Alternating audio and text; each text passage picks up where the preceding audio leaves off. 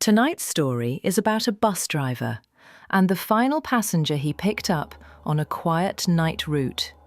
A passenger who should not have been there. This is The Last Passenger. Marcus had driven the night shift for 12 years. He liked the silence, the empty streets, the way the world felt softer after midnight. But on this particular night, something felt different. As he approached the final stop on his route, he saw a woman standing alone under a flickering street lamp. She wore a long, dark coat, her head slightly bowed, her face hidden in shadow. Marcus opened the doors. She stepped in without a word. No greeting, no eye contact. Just a slow walk to the very back of the bus. He checked the mirror.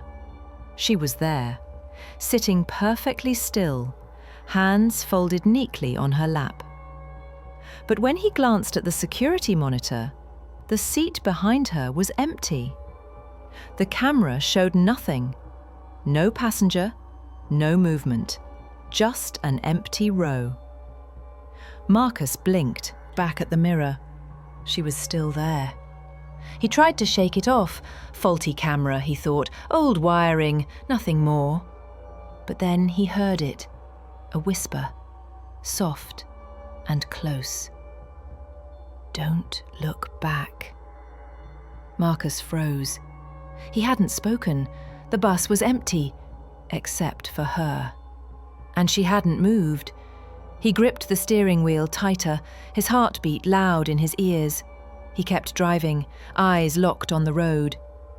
But the whisper came again, this time right behind him. Don't look back. Marcus swallowed hard. His hands trembled. He forced himself to focus on the road, but the air around him felt colder, heavy, wrong. He could feel something behind him, not touching him, but close, too close. Marcus couldn't help himself. Slowly, he looked in the mirror.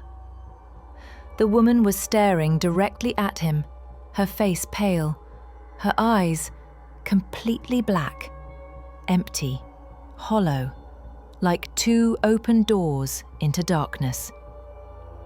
Marcus slammed the brakes. The bus screeched to a stop. He stumbled out of his seat, heart racing. But when he turned around, the bus was empty.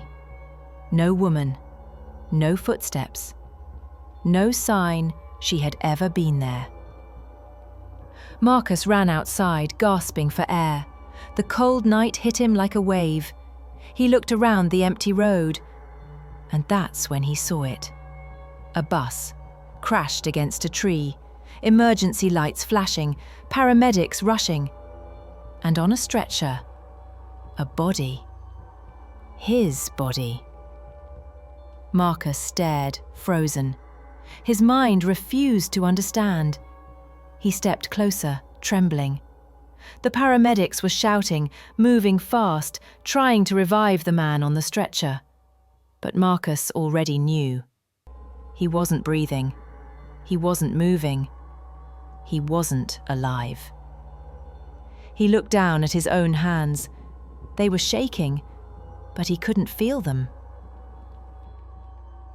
He couldn't feel anything. The world around him felt distant, faded, like he was standing behind a glass wall. Then he heard footsteps behind him. Marcus turned slowly. The woman from the bus stood there. The long, dark coat, the shadowed face, the same stillness, but now she wasn't hiding her eyes. Those black, empty eyes stared into him, not with anger, not with malice, but with something colder, something final. "You weren't supposed to be here," she said softly. "Not anymore." Marcus stepped back. "Who are you?" She didn't answer. She simply extended her hand, and suddenly Marcus understood. She wasn't a passenger. She was a guide, a guide for those who had reached their final stop. Marcus looked back at the crashed bus, at the paramedics, at the lifeless body that used to be his. He took a breath he didn't need, then he took her hand. The world around them faded into darkness. Thank you for listening to tonight's story. Sleep well, if you can.